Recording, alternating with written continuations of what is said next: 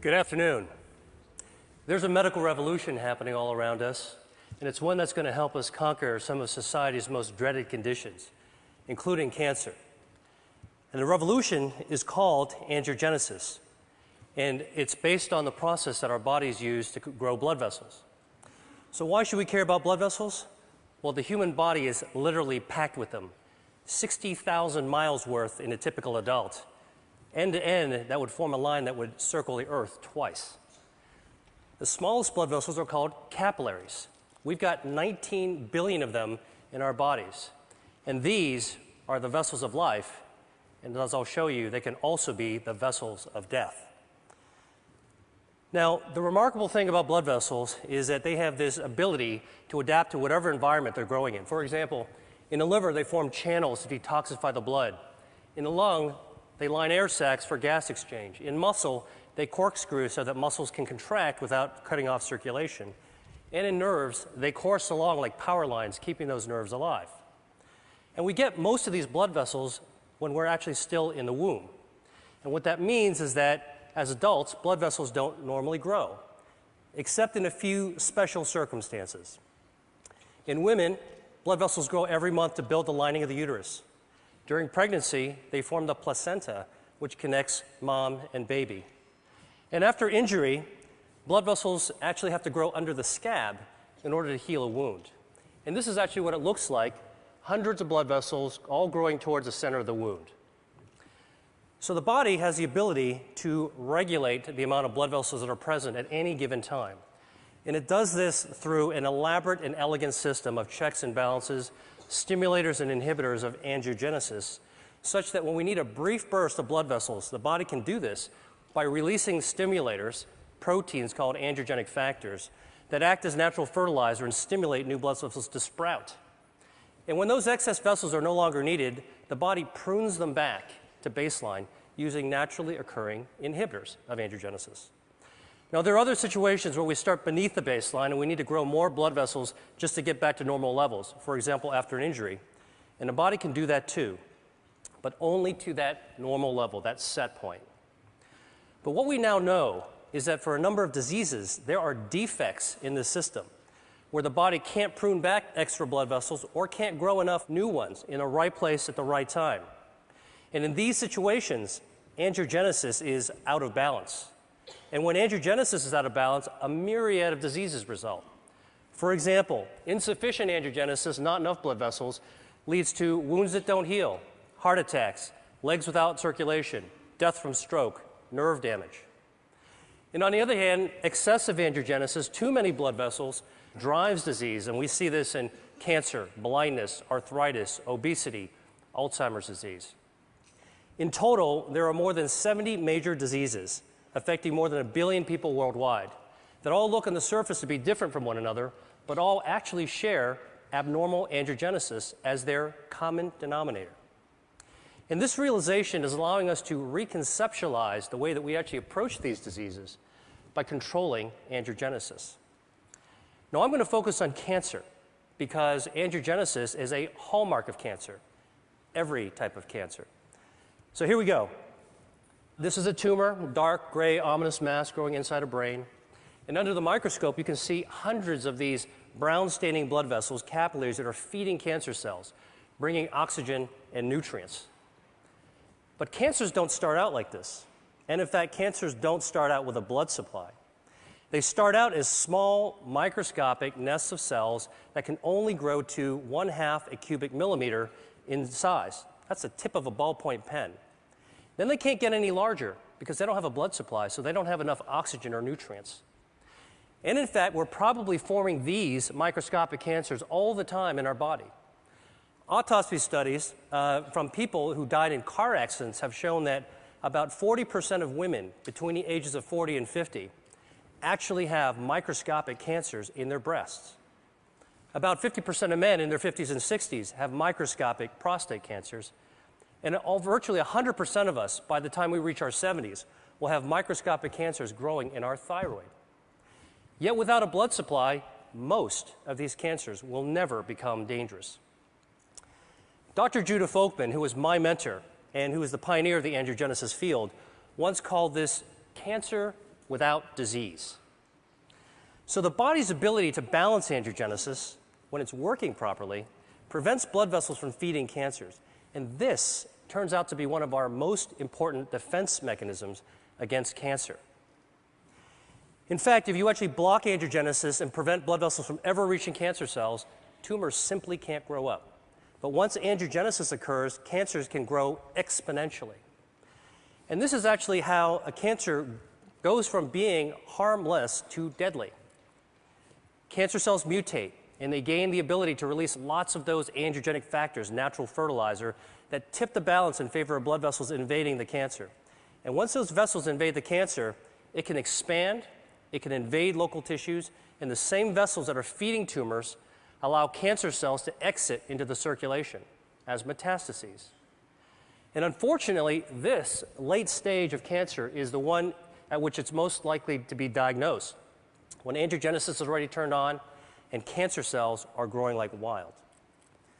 So, if angiogenesis is a tipping point between a harmless cancer and a harmful one, then one major part of the angiogenesis revolution is a new approach to treating cancer by cutting off the blood supply.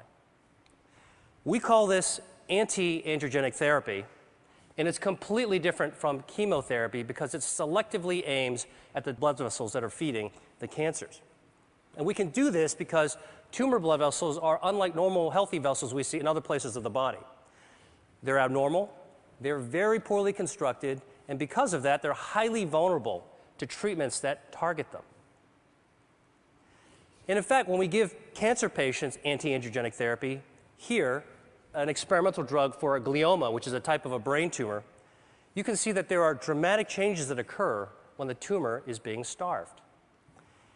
Here's a woman with a breast cancer being treated with the anti-angiogenic drug called Avastin, which is FDA approved, and you can see that the halo of blood flow disappears after treatment. Now, I've just shown you two very different types of cancer that both responded to anti-angiogenic therapy.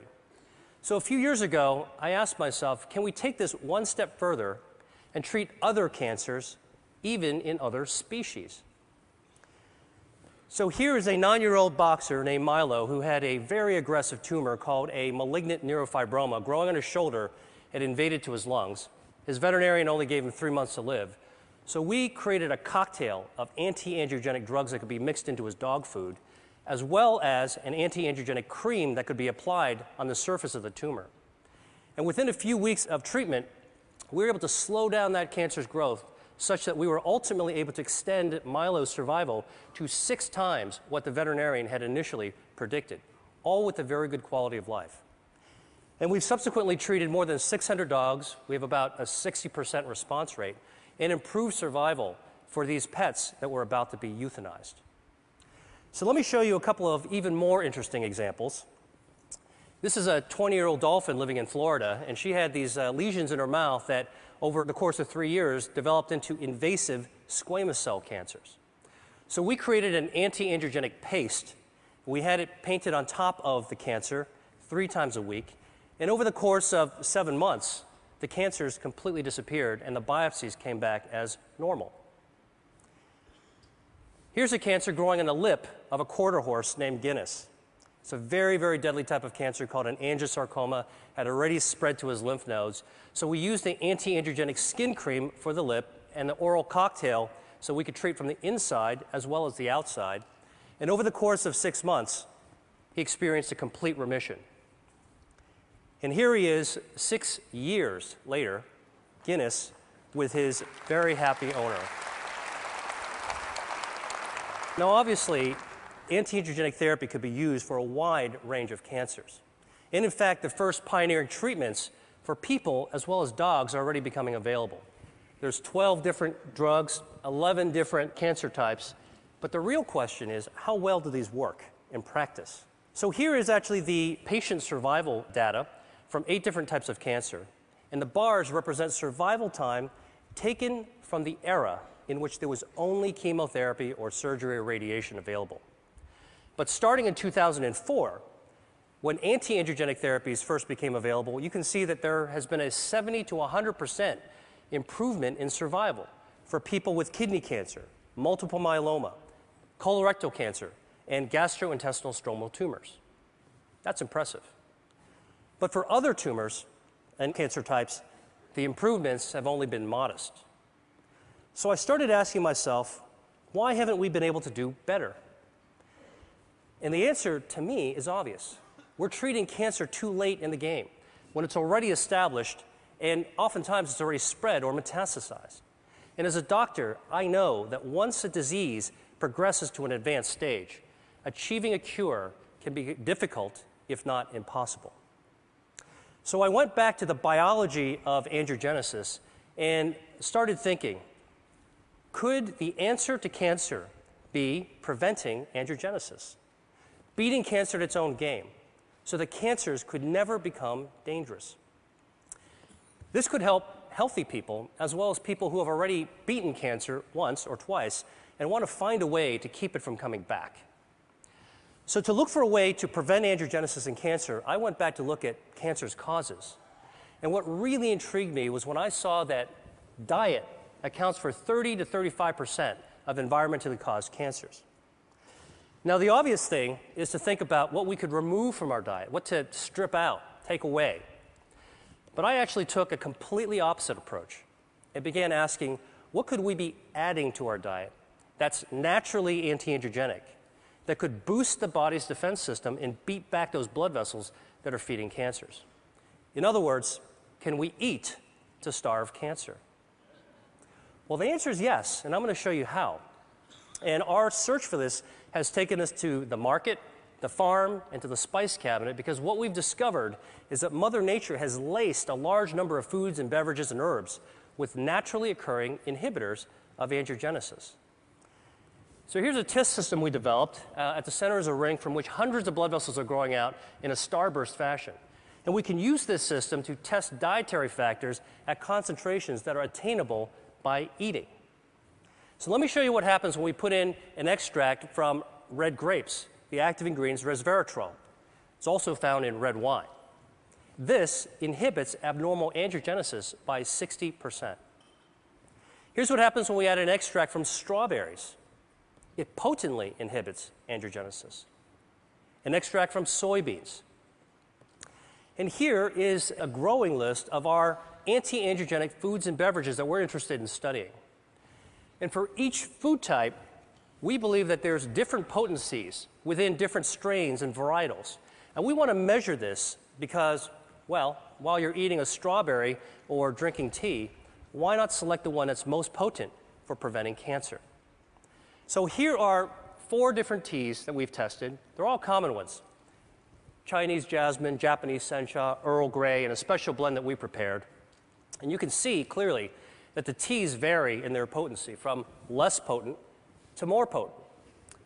But what's very cool is when we actually combine the 2 less potent teas together, the combination, the blend, is more potent than either one alone.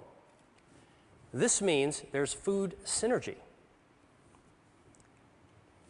Here's some more data from our testing. Now, in the lab, we can simulate tumor angiogenesis, represented here in the black bar. And using this system, we can test the potency of cancer drugs. So the shorter the bar, less angiogenesis, that's good.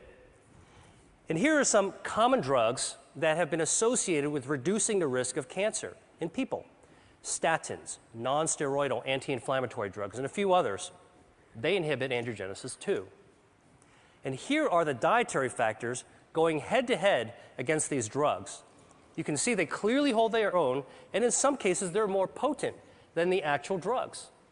Soy, parsley, garlic, grapes, berries. I could go home and cook a tasty meal using these ingredients. So imagine if we could create the world's first rating system in which we could score foods according to their anti-angiogenic, cancer-preventative properties. And that's what we're doing right now. Now, I've shown you a bunch of lab data, and so the real question is, what is the evidence in people that eating certain foods can reduce angiogenesis in cancer. Well, the best example I know is a study of 79,000 men followed over 20 years, in which it was found that men who consumed cooked tomatoes 2 to 3 times a week had up to a 50% reduction in their risk of developing prostate cancer. Now, we know that tomatoes are a good source of lycopene, and lycopene is anti-angiogenic.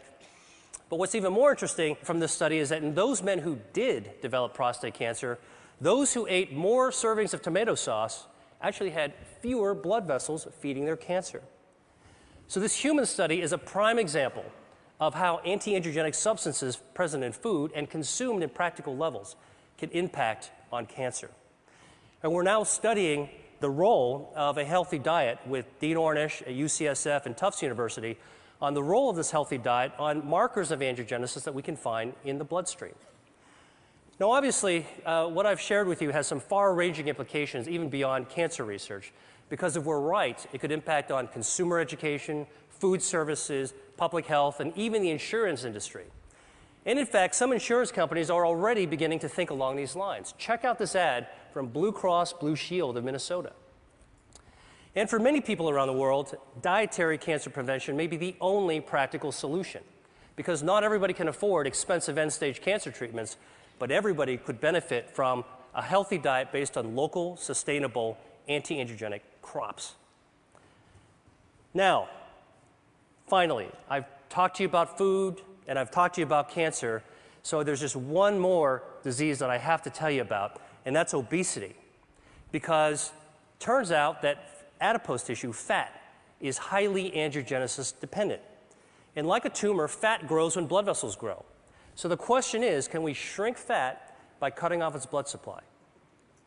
So the top curve shows the body weight of a genetically obese mouse that eats nonstop until it turns fat like this furry tennis ball. And the bottom curve is the weight of a normal mouse. If you take the obese mouse and give it an angiogenesis inhibitor, it loses weight. Stop the treatment, gains the weight back. Restart the treatment, loses the weight again. Stop the treatment, gains the weight back. And in fact, you can cycle the weight up and down simply by inhibiting angiogenesis. So this approach that we're taking for cancer prevention may also have an application for obesity. The really, truly interesting thing about this is that we can't take these obese mice and make them lose more weight than what the normal mouse's weight is supposed to be. In other words, we can't create supermodel mice. And this speaks to the role of angiogenesis in regulating healthy set points. Albert Szent-Györgyi once said that discovery consists of seeing what everybody has seen and thinking what nobody has thought. I hope I've convinced you that for diseases like cancer, obesity, and other conditions, that there may be a great power in attacking their common denominator, angiogenesis. And that's what I think the world needs now. Thank you.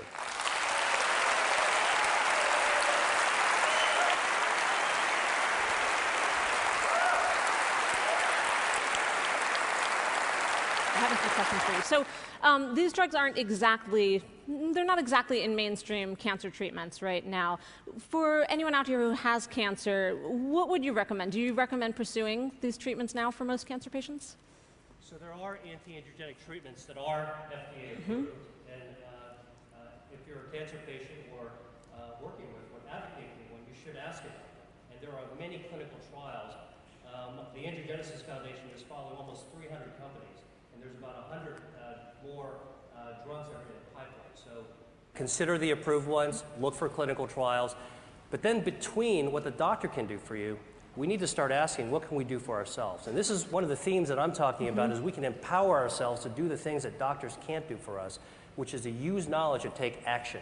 And if Mother Nature has given us some clues, we think that there might be a new future in the value of how we eat. And what we eat is really our chemotherapy 3 times a day. Right. And along those lines, for people who might have risk factors for cancer, would you recommend pursuing any treatment sort of prophylactically, or simply pursuing the right diet with lots of tomato sauce? Well, there's abundant epidemiological evidence, and I think in the information age, it doesn't take long to go to a credible source like PubMed, the National Library of Medicine, to look for epidemiological studies for cancer risk reduction based on diet and based on common medications. And that's certainly something that anybody can look into. Okay, well, thank you so much.